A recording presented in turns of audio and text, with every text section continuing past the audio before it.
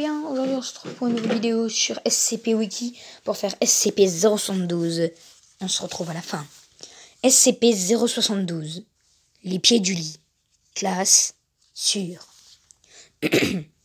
Les instances de SCP-072 ont été découvertes dans un immeuble d'habitation à Quimper, en France, après la publication de rapports de médias locaux sur les effets de SCP-072, provoquant une panique locale qui a attiré l'attention de l'agent infiltré Bruno. SCP-072 est une projection du nombre translucide qui ressemble à une main de 0,9 m de long.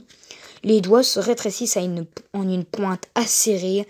Un enregistrement détaillé de SCP-072 est difficile car il ne se manifeste pas au-delà d'un niveau d'éclairage de plus de 5 lux. Les instances de SCP-072 n'ont été observées que lorsqu'un homme entre en sommeil profond alors qu'il se trouve dans un lit infecté par SCP-072 et laissant un ou les deux pieds exposés à l'air libre. Si ces conditions sont remplies, SCP-072 sortira du pied du lit et semble utiliser son doigt pour taper le pied du sujet jusqu'à ce qu'il se réveille.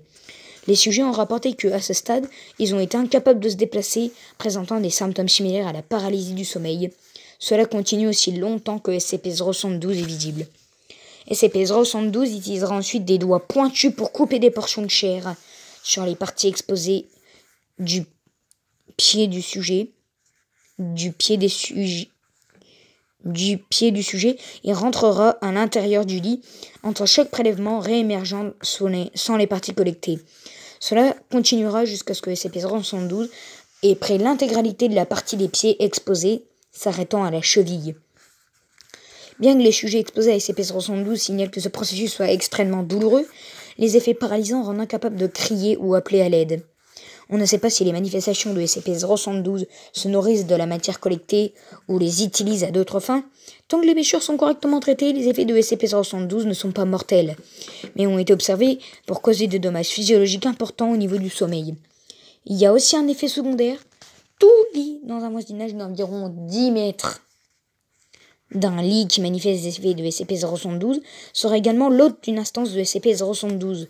La destruction d'un lit infecté par SCP-072 ne révèle pas de présence anormale et aucune trace de matière biologique prélevée chez des sujets. Procédure de confinement spéciale. Tous les cas connus de SCP-072 doivent être contenus dans une cellule de détention de 3,5 m par 4.